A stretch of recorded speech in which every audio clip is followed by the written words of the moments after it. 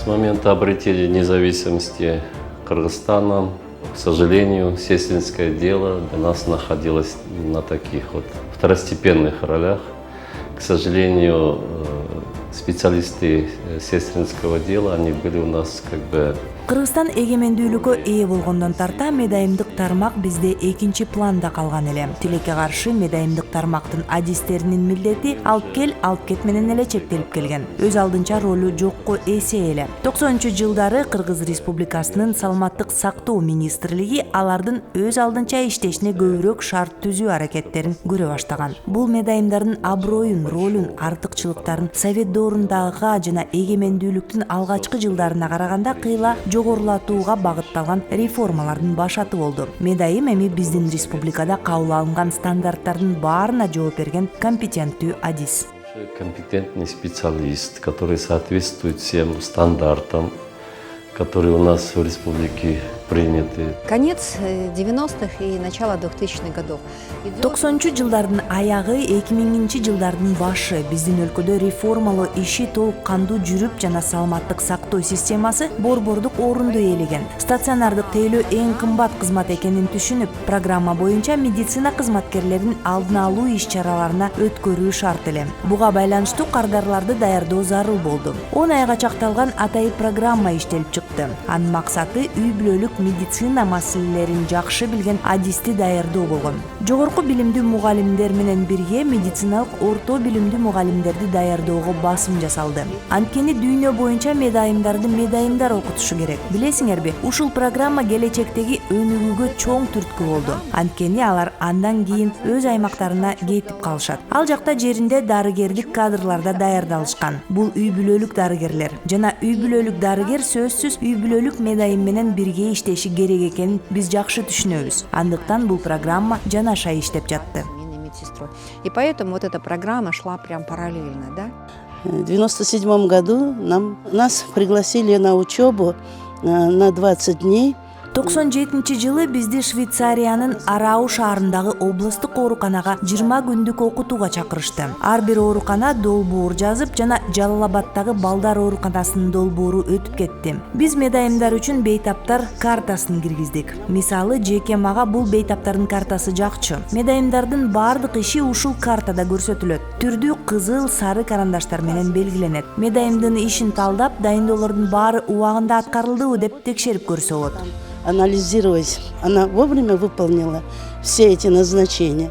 Барыңыздарга белгилүү болгондой, 1998-жылы биздин ушул Иса Конович Акунбаев атындагы Кыргыз мамлекеттик медициналык академиясынын базасында ушул сестралык жогорку билимдүү адистерди даярдоо башталган. Биринчилерден болуп. Биз ошол 1998-жылы киргизген мезгилде негизи ушул мектептен кийинки бүтүрүүчүлөрдү кабыл алалы деп чечилген. Алар 5 жыл окушмак болгон.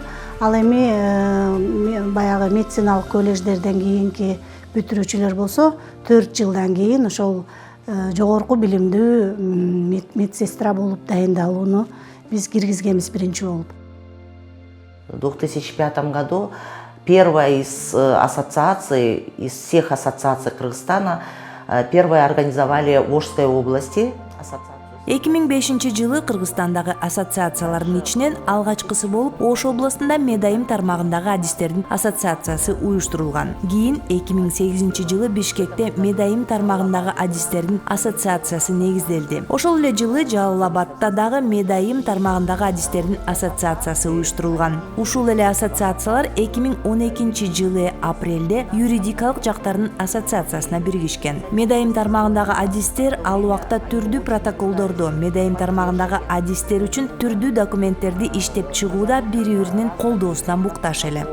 Разных документаций для именно сестринских специалистов. Бүгүнкү күндө Кыргыз Республикасынын саламаттык сактоо министрлиги тарабынан медайымдык тажрыйбаны, медайым тармагындагы жана медайымдык билим берүүнү реформалоо боюнча жигердүү аракеттер көрүлүп жатат. Өнүктүрүү боюнча өнөктөштөр жана медайым тармагындагы адистердин ассоциациясы менен биргеликте үй бүлөлүк медайымдардын кызматтык көрсөтмөлөрү кайра каралып чыкты. чыкты. Жана биз үй бүлөлүк медайымдардын жумушун толугу менен алмаштырып жатабыз. Эгер буга чейин алар кайрылуулар боюнча эле иштеп келсе, азыр биз скринингти активдүү жүргүзүп келебиз. Үй бүлөлүк медайымдардын артыкчылыктуу багыттары бар. Алар балдар жана балдардын саламаттыгы, кош бойлуу аялдар, физиологиялык кош бойлуулукту кароо, жугуштуу эмес ооруларга басым жасалат. Бул жерде үй бүлөлүк медайымдардын милдети тобокелдик факторлорун жигердүү аныктап, бейтаптарды көзөмөлдөө. Үй бүлөлүк медайымдарга жаңы норма белгиленип, айына 205 медайымдык кабыл алуу өткөрүү киргизилди.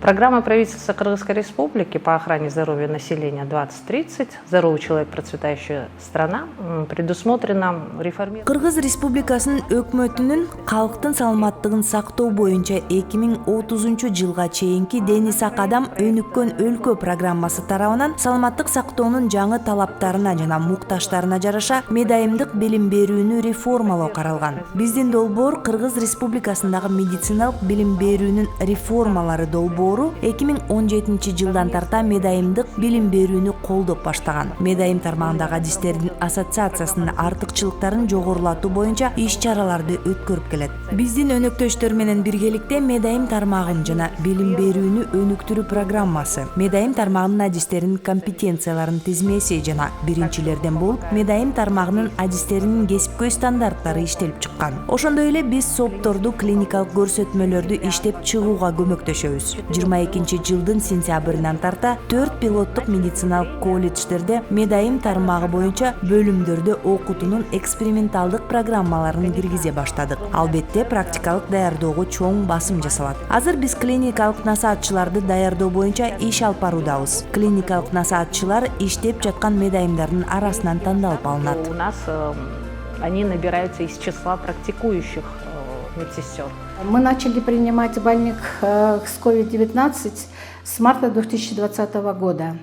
2020 жылдын мартынан тарта COVID-19 менен ооругандарды кабыл ала баштадык. Албетте иштин башында көп кыйынчылыктар болду. Бирок биз өз орто медициналык кызматкерлерибизди так гана COVID-19 боюнча операциялык процедуралардын стандарттарына үйрөтүүгө аракеттендик. Универсал медайым долбоорун ишке ашыруу менен биз медайымдардын жүгүн азайттык жана универсал медайым долбоорунун үстүндө иштей баштадык. Мисалы медайым сменага чыкса, ал баарын билиши абзел. Ал бардык медициналык иш-аракеттерди жасайт. Посттогу медайымдын милдетин аткарат. Ал универсалдуу болушу шарт.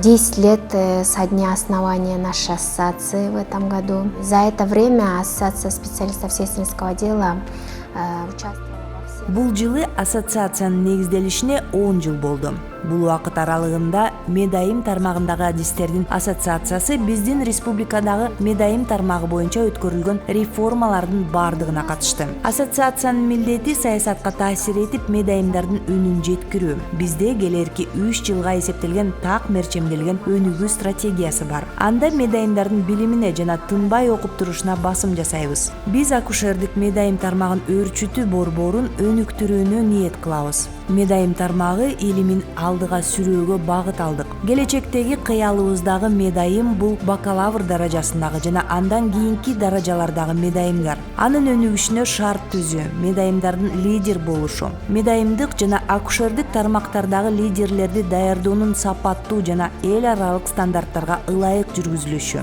Мунун баарын биз келечектен күтөбүз. Бул биздин кыялыбыз. Биз ушуга умтулабыз. Стандартам. Все это мы ожидаем в будущем и наши мечты, и к чему мы стремимся.